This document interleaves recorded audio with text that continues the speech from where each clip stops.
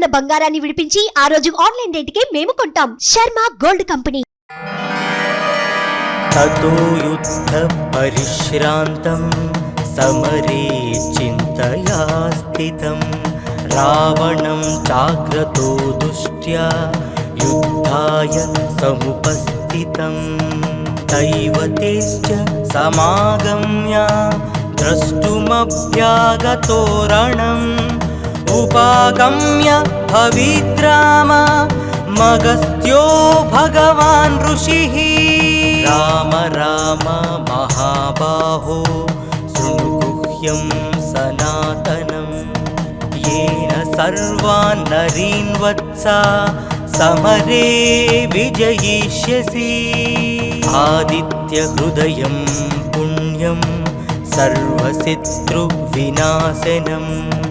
जयावहं जपे नित्यमक्षयं परमं शुभं सर्वमङ्गलमाङ्गल्यं सर्वपापप्रणाशनं चिन्ताशोकप्रशमना मयूर्वर्धनमुत्तमम् रश्मिमन्तं समुद्यन्तं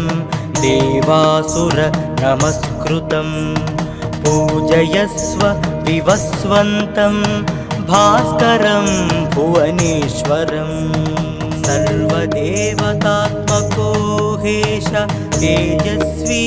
रश्मिभावनः एष देवासुरगणा लोकान् पातिगवस्तिभिः एष ब्रह्मश्च विष्णुश्च शिवस्कन्दः प्रजापतिः महेन्द्रो धनदः कालो यमः सोमो ह्यपाम्पतिः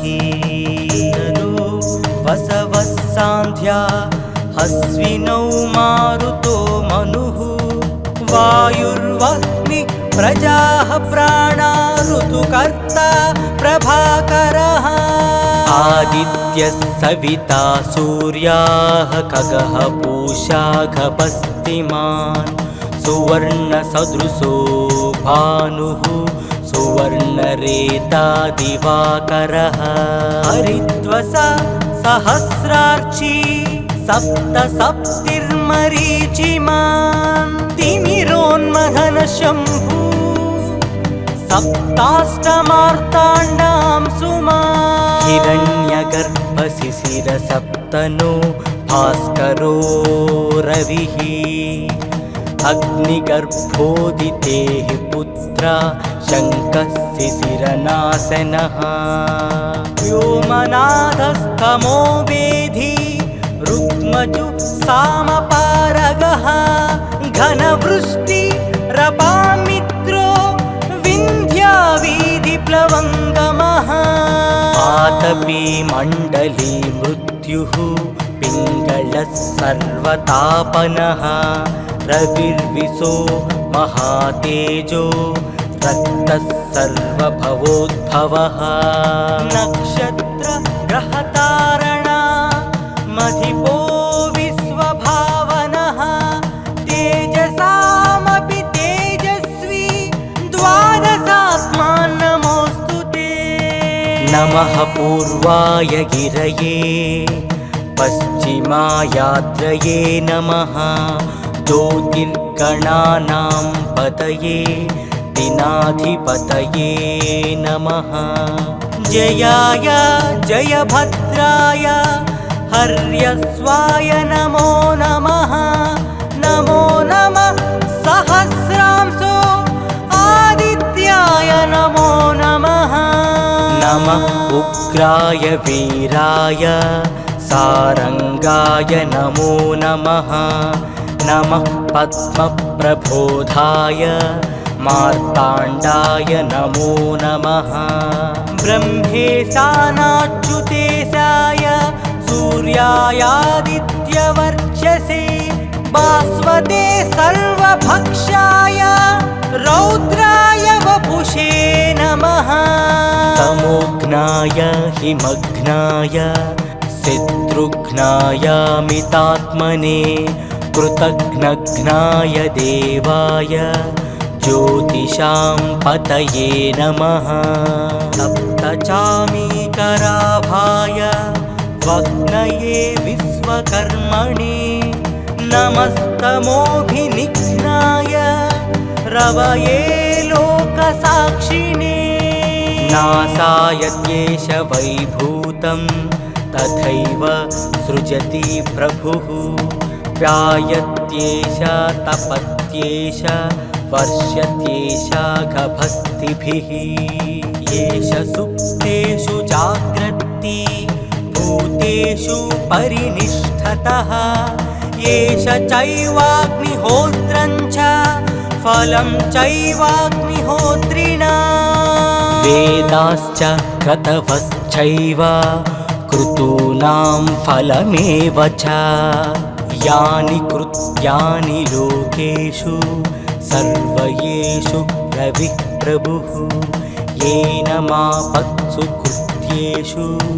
कान्तारेषु भयेषु च। चेद्यन् पुरुषः कश्चिन्नावसीदति राघवा। पूजया स्वैनमेकाग्रो देवदेवं जगत्पतिम्। एतत् त्रिगुणितं जप्त्या युद्धेषु विजयिष्यसि। अस्मिन् क्षणे महाबाहो रावणं त्वं वदिष्यसि। एवमुक्त्या तदागस्तो जगाम च यथागतम्। एतच्छ्रुत्वा महातेजा नष्टशोको भवत्तदा। धारयामास सुप्रीतो राघवः प्रयतात्मवान्। आदित्यं प्रेक्ष्य जप्त्यातु परं हर्षमवाप्तनवान्। विराचम्य शुचिः भूत्वा धनुरादाय वीर्यवान्। रावणं प्रेक्ष्य हृष्टात्मा युद्धाय समुपागमः। सर्वयत्नेन महतावधे तस्य धृतोऽभवत्। अधरविवदनिरीक्षा रामं मुदितमानः। परमं प्रहृष्यमाणः। निशिचरपति संशयं विदित्वा सुरगणमध्यगतोत्सर्वरेति।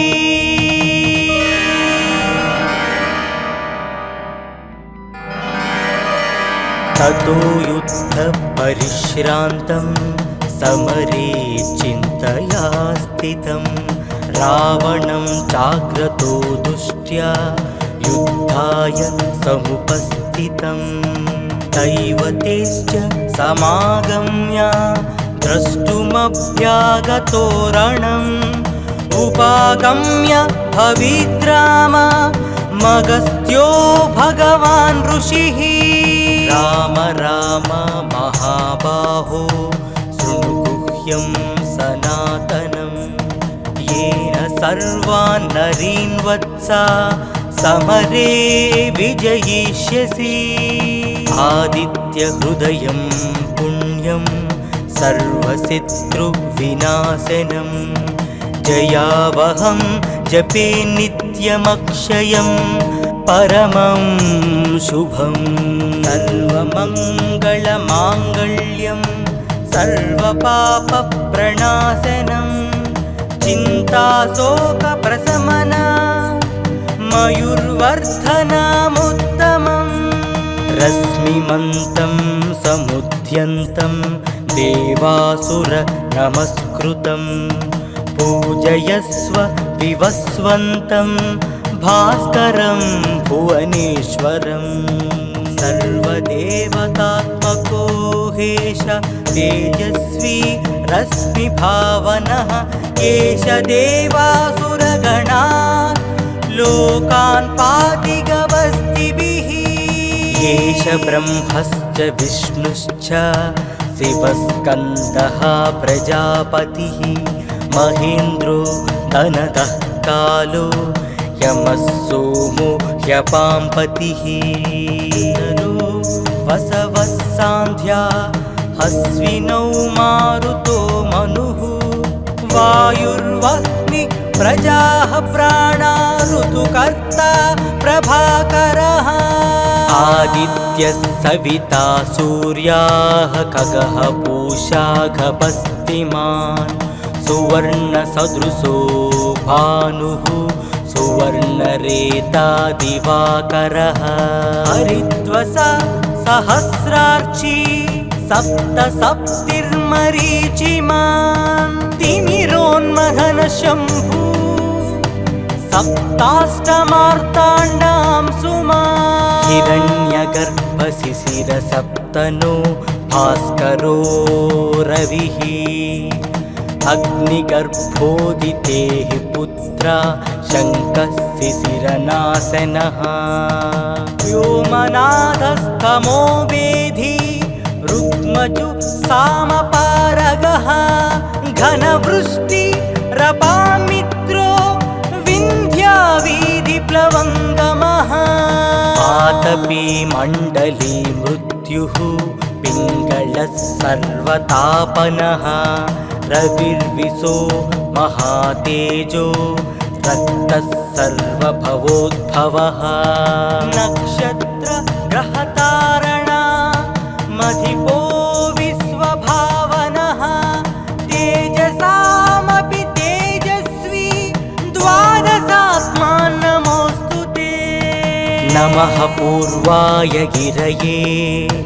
पश्चिमायाद्रये नमः ज्योतिर्गणानां पतये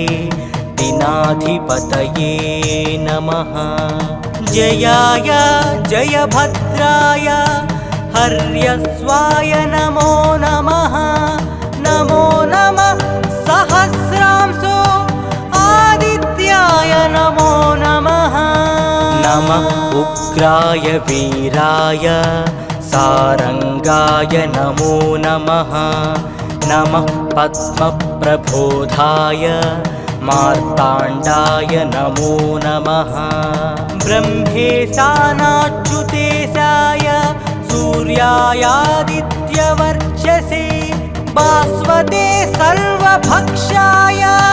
रौद्राय वपुषे नमः तमोघ्नाय हिमघ्नाय शत्रुघ्नाय मितात्मने कृतघ्नघ्नाय देवाय ज्योतिषां पतये नमः सप्तचामीकराभाय वग्नये विश्वकर्मणे नमस्तमोभिनिघ्नाय रवये लोकसाक्षिणे नासाय द्वेष वैभूतं तथैव सृजति प्रभुः व्यायत्येष तपत्येष वर्षत्येष गभस्तिभिः येष सुप्तेषु जाग्रत्ति भूतेषु परिनिष्ठतः येष चैवाग्निहोत्रं च फलं चैवाग्निहोत्रिणा वेदाश्च क्रतवश्चैव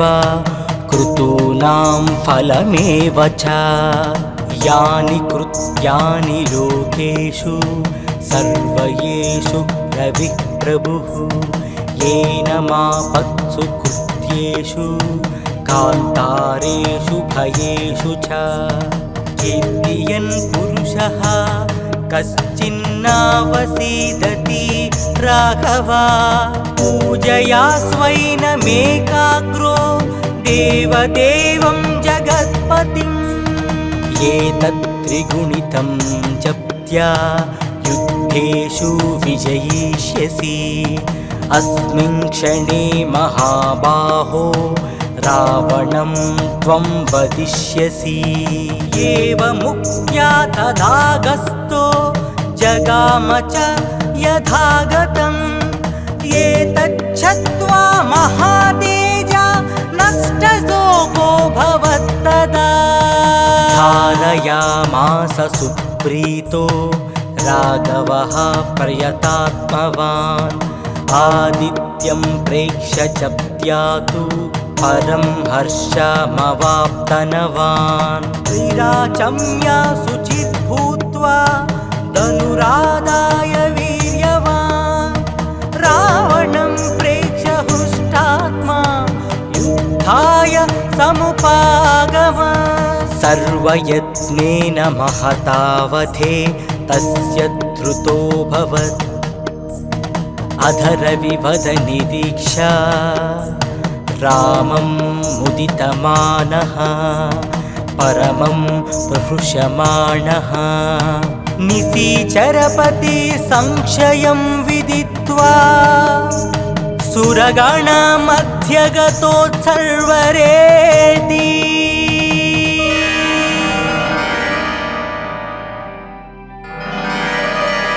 ततो युद्धपरिश्रान्तं समरे चिन्तया स्थितं रावणं चाग्रतो दुष्ट्या युद्धाय समुपस्थितं दैवतेश्च समागम्य द्रष्टुमभ्यागतो रणम् उपागम्य भविद्राम मगस्त्यो भगवान् ऋषिः राम राम महाबाहो शृणु गुह्यं सनातनं येन सर्वान् नरीन् वत्सा समरे विजयिष्यसि आदित्यहृदयं पुण्यं सर्वशत्रुविनाशनं जयावहं जपे नित्यमक्षयं परमं शुभं सर्वमङ्गलमाङ्गल्यं सर्वपापप्रणाशनं चिन्ताशोकप्रशमना मयूर्वर्धनमुत्तमम् रश्मिमन्तं समुद्यन्तं देवासुर नमस्कृतं पूजयस्व विवस्वन्तं भास्करं भुवनेश्वरं सर्वदेवतात्मको हेश तेजस्वी रश्मिभावनः एष देवासुरगणा लोकान् पातिगवस्तिभिः एष ब्रह्मश्च विष्णुश्च शिवस्कन्दः प्रजापतिः महेन्द्रो धनदः कालो यमः सोमो ह्यपाम्पतिः वसवः सान्ध्या अश्विनौ मारुतो मनुः वायुर्वह्नि प्रजाः प्राणा ऋतुकर्ता प्रभाकरः आदित्यः सविता सूर्याः खगः पूषा गभस्तिमान् सुवर्णसदृशो भानुः सुवर्णरेता दिवाकरः हरिद्वसा सहस्रार्ची सप्तसप्तिर्मरीचिमान् तिमिरोन्मथनशम्भु सप्ताष्टमार्ताण्डां सुमान् हिरण्यगर्भशिशिरसप्तनो भास्करो रविः अग्निगर्भोदितेः पुत्रा शङ्कः शिशिरनाशनः व्योमनाथस्तमो वेधी रुक्मजु सामपारगः घनवृष्टिरपामित्रो विन्ध्यावीधिप्लवङ्गमः आतपी मण्डली मृत्युः पिङ्गलः सर्वतापनः रविर्विशो महातेजो रक्तः सर्वभवोद्भवः नक्षत्रग्रहतारणा मधिपो विश्वभावनः तेजसामपि तेजस्वी द्वादशात्मा नमोऽस्तु ते नमः पूर्वाय गिरये पश्चिमायाद्रये नमः ज्योतिर्गणानां पतये दिनाधिपतये नमः जयाय जयभद्राय हर्यस्वाय नमो नमः नमो नमः सहस्रां नमो नमः नमः उग्राय वीराय सारंगाय नमो नमः नमः पद्मप्रबोधाय मार्ताण्डाय नमो नमः ब्रह्मेशानाच्युतेशाय सूर्यायादित्यवर्चसे भास्वते सर्वभक्षाय रौद्राय वपुषे नमः तमोघ्नाय हिमघ्नाय शत्रुघ्नाय मितात्मने कृतघ्नघ्नाय देवाय ज्योतिषां पतये नमः सप्तचामीकराभाय वग्नये विश्वकर्मणे नमस्तमोभिनिघ्नाय रवये लोकसाक्षिणे नासाय द्वेष वैभूतं तथैव सृजति प्रभुः व्यायत्येष तपत्येष वर्षत्येष गभस्तिभिः येष सुप्तेषु जाग्रत्ति भूतेषु परिनिष्ठतः येष चैवाग्निहोत्रं च फलं चैवाग्निहोत्रिणा वेदाश्च क्रतवश्चैव क्रतूनां फलमेव च यानि कृत्यानि लोकेषु सर्वयेषु रविः प्रभुः येन मापत्सु कृत्येषु कान्तारेषु भयेषु च चेद्यन् पुरुषः कश्चिन्नावसीदति राघवा पूजया स्वैनमेकाग्रो देवदेवं जगत्पतिम् एतत्त्रिगुणितं जप्त्या युद्धेषु विजयिष्यसि अस्मिन् क्षणे महाबाहो रावणं त्वं वदिष्यसि एवमुक्त्या तथागस्तो जगाम च यथागतम् एतच्छ्रुत्वा महातेजा नष्टशोको भवत्तदा धारयामास सुप्रीतो राघवः प्रयतात्मवान् आदित्यं प्रेक्ष्य जप्त्यातु परं हर्षमवाप्तनवान् त्रिराचम्य शुचित् भूत्वा धनुरादाय वीर्यवान् रावणं प्रेक्ष्य हृष्टात्मा युद्धाय समुपागमत् सर्वयत्नेन महतावधे तस्य धृतोऽभवत् अधरविवदनिरीक्षा रामं मुदितमानः परमं प्रहृष्यमाणः निशीचरपति संशयं विदित्वा सुरगणमध्यगतोत्सर्वरेति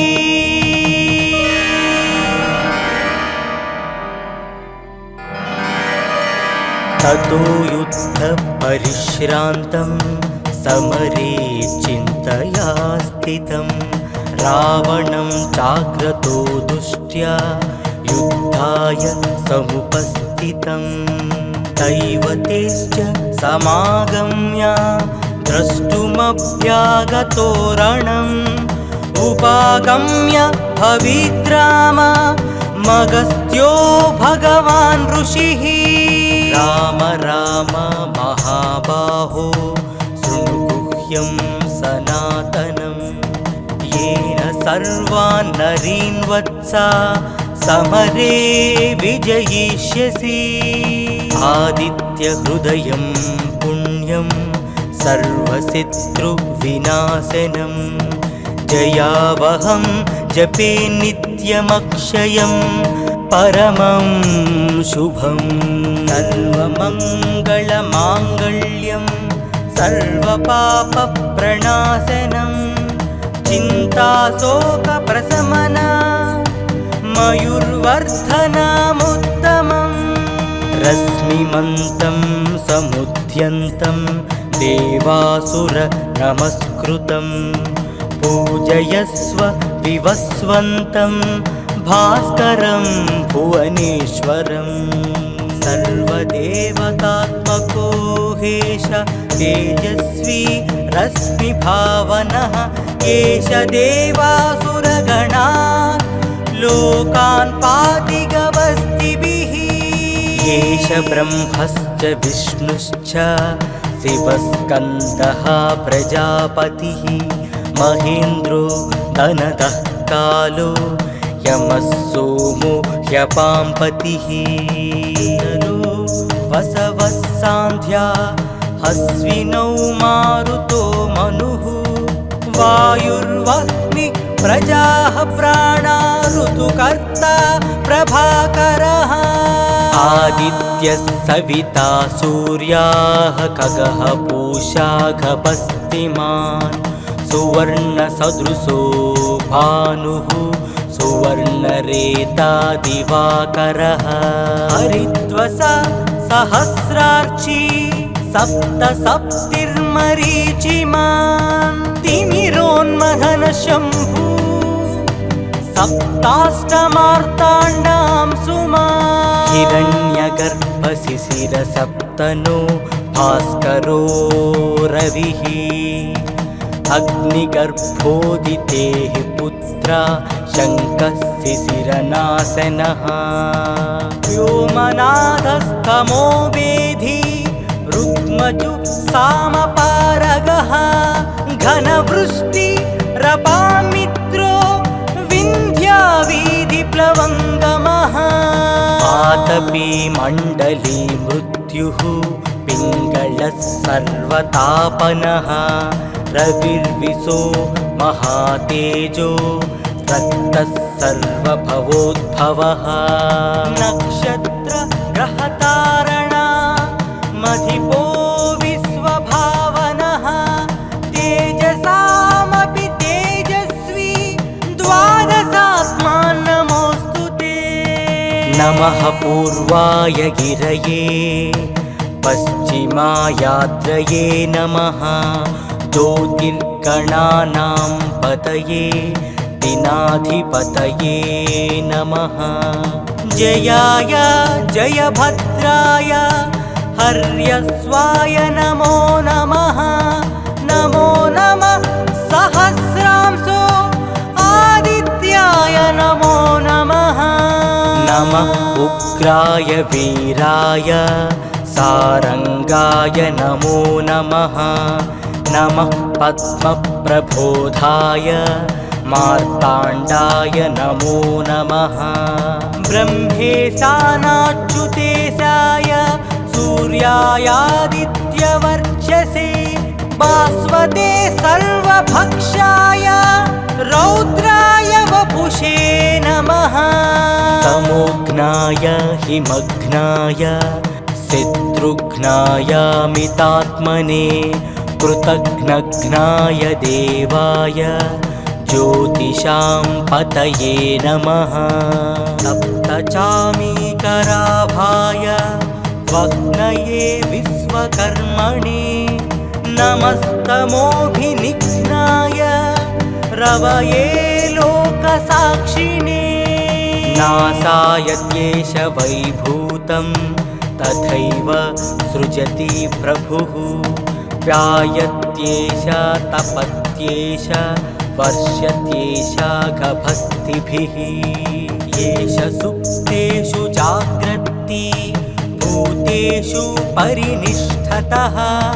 येष चैवाग्निहोत्रं च फलं चैवाग्निहोत्रिणा वेदाश्च क्रतवश्चैव क्रतूनां फलमेव च यानि कृत्यानि लोकेषु सर्वयेषु रविः प्रभुः येन मापत्सु कृत्येषु कान्तारेषु भयेषु च चेद्यन् पुरुषः कश्चिन्नावसीदति राघवा पूजया स्वैनमेकाग्रो देवदेवं जगत्पतिम् एतत् त्रिगुणितं जप्त्या युद्धेषु विजयिष्यसि अस्मिन् क्षणे महाबाहो रावणं त्वं वदिष्यसि एवमुक्त्या तथागस्तो जगाम च यथागतम् एतच्छ्रुत्वा महातेजा नष्टशोको भवत्तदा धारयामास सुप्रीतो राघवः प्रयतात्मवान् आदित्यं प्रेक्ष्य जप्त्या तु परं हर्षमवाप्तनवान् त्रिराचम्या शुचित् भूत्वा धनुरादाय वीर्यवान् रावणं प्रेक्ष्य हृष्टात्मा युद्धाय समुपागमत् सर्वयत्नेन महतावधे तस्य धृतोऽभवत् अधरविवदनिरीक्षा रामं मुदितमानः परमं प्रहृष्यमाणः निशिचरपति संशयं विदित्वा सुरगणमध्यगतोत्सर्वरेति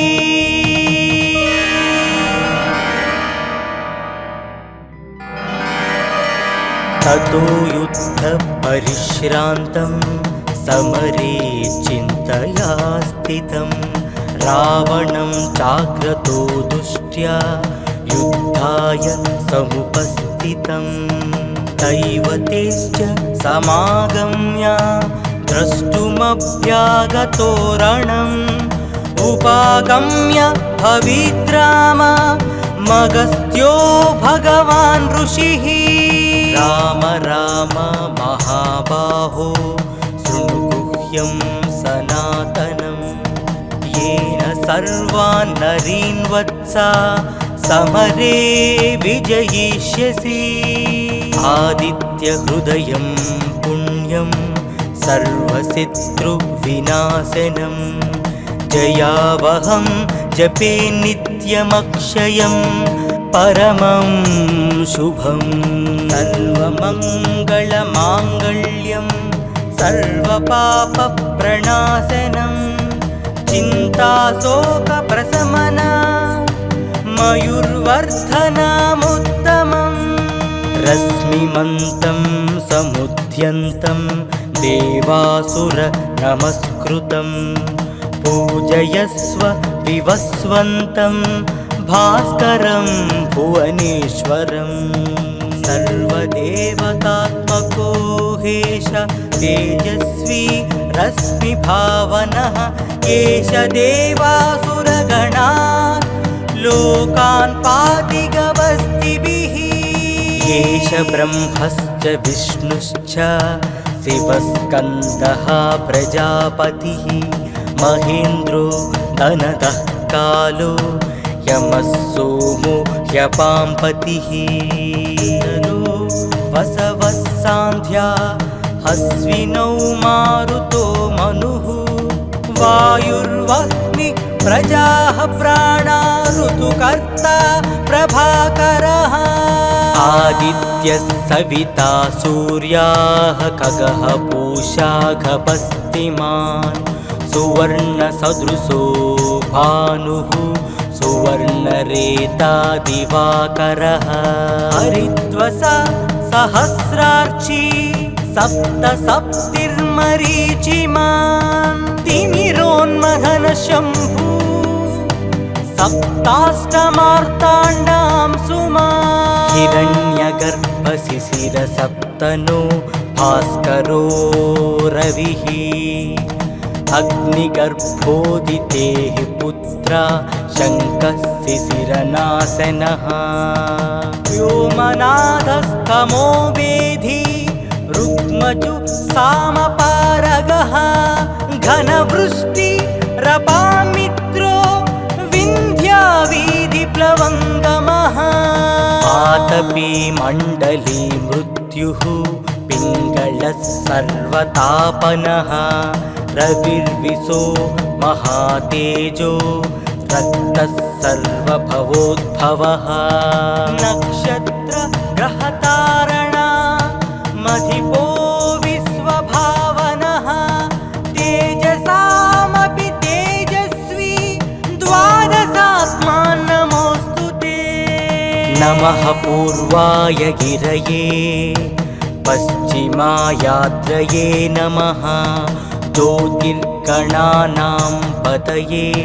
दिनाधिपतये नमः जयाय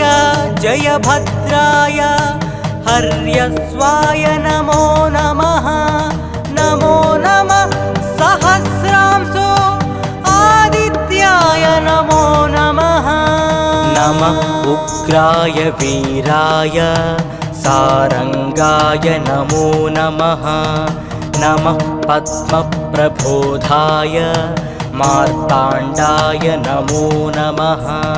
ब्रह्मेशानाच्युतेशाय सूर्यायादित्यवर्चसे भास्वते सर्वभक्षाय रौद्राय वपुषे नमः तमोघ्नाय हिमघ्नाय शत्रुघ्नाय मितात्मने कृतघ्नघ्नाय देवाय ज्योतिषां पतये नमः सप्तचामीकराभाय वग्नये विश्वकर्मणे नमस्तमोभिनिघ्नाय रवये लोकसाक्षिणे नासाय त्येष वैभूतं तथैव सृजति प्रभुः व्यायत्येष तपत्येष वर्षत्येष गभस्तिभिः येष सुप्तेषु जाग्रत्ति भूतेषु परिनिष्ठतः येष चैवाग्निहोत्रं च फलं चैवाग्निहोत्रिणा वेदाश्च क्रतवश्चैव क्रतूनां फलमेव च यानि कृत्यानि लोकेषु सर्वयेषु रविः प्रभुः येन मापत्सु कृत्येषु कान्तारेषु भयेषु च कीर्तयन् पुरुषः कश्चिन्नावसीदति राघवा पूजया स्वैनमेकाग्रो देवदेवं जगत्पतिम् एतत् त्रिगुणितं जप्त्या युद्धेषु विजयिष्यसि अस्मिन् क्षणे महाबाहो रावणं त्वं वदिष्यसि एवमुक्त्या तदागस्तो जगाम च यथागतम् एतच्छत्वा महातेजा नष्टशोको भवत्तदा धारयामास सुप्रीतो राघवः प्रयतात्मवान् आदित्यं प्रेक्ष्य जप्त्यातु परं हर्षमवाप्तनवान् विराचम्या शुचिर्भूत्वा धनुरादाय वीर्यवान् रावणं प्रेक्ष्य हृष्टात्मा युद्धाय समुपागमन् सर्वयत्नेन महतावधे तस्य धृतोऽभवत् अधरविवदनिरीक्षा रामं मुदितमानः परमं प्रहृष्यमाणः निशिचरपति संशयं विदित्वा सुरगणमध्यगतोत्सर्वरेति